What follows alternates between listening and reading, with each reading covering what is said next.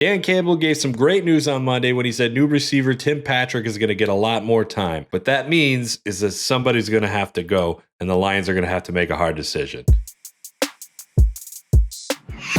Hi, I'm Mike Payton from A to Z Sports Detroit, and I'm here to talk to you about three guys that could be on the outs with the Lions now that Tim Patrick is more than likely going to be signed to the 53-man roster. He had a pretty decent game on Sunday, played 35 snaps for the Lions in his Lions debut, caught 3 passes, one of which was just out of bounds. Another one was a 10-yard catch for a first down, and then he had another 2-yard catch. Other than that, he blocked really well, showed what he can do in the receiving game. The Lions want to do more with him. Dan Campbell said on Monday that they liked what they saw, and they are hoping to do a lot more with him and get him worked into their offense a lot more as things go on. That probably means he's going to be on the 53-man roster as early as Wednesday.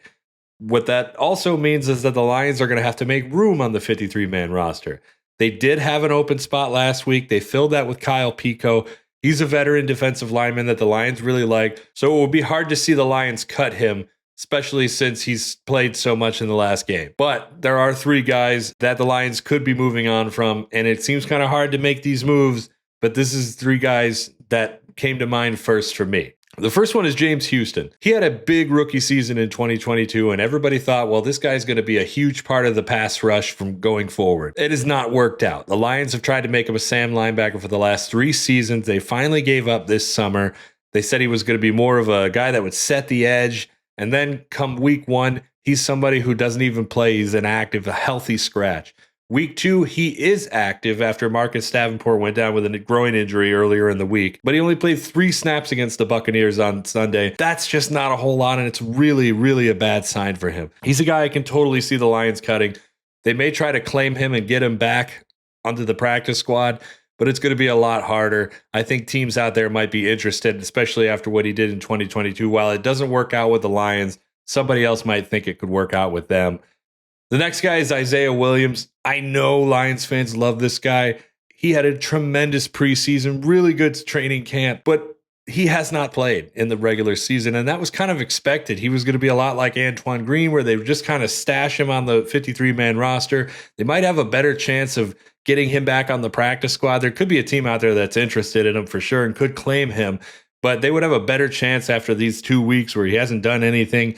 He did set out the last game with an injury. He did play in the first game, but he wasn't targeted, and I don't really think he got on the field a whole lot anyways. He's just not ready, and with the Lions having him as a slot receiver and then Amon-Ra St. Brown and Khalif Raymond above him, that's just really hard for Williams to overcome. With Patrick coming in and being that 4th receiver, he's the guy that with the Lions needs for an X receiver, he could fill that, and he could absolutely get a ton of playing time. And at that point, Isaiah is just a guy who's holding up a roster spot. And it sucks to see him go, and you hope that the Lions can get him back on the practice squad if they were to let him go. But he is a risk that you've got to take in this situation, especially when you need a big guy that can unlock so much of what you can do on the offense. Then there's Colby Soral. Lions took him in the 5th round in last year's draft, tried to make him a guard. It didn't work out.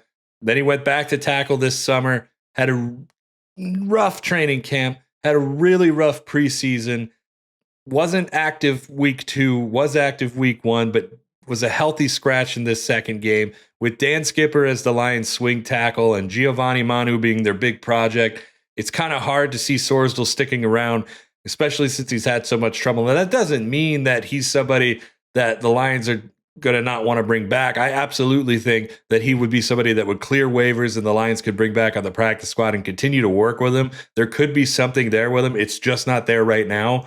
And the Lions need an open roster spot to get Tim Patrick on the team if they want to do more with him. This is a guy that you've got to risk.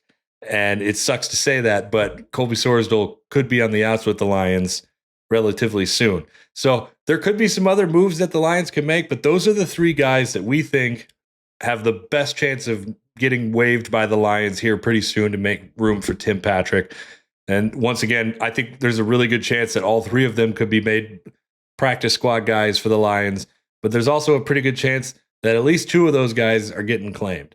So we'll see what happens in the coming weeks. We'll keep you updated here at A to Z Sports Detroit. Have a good one.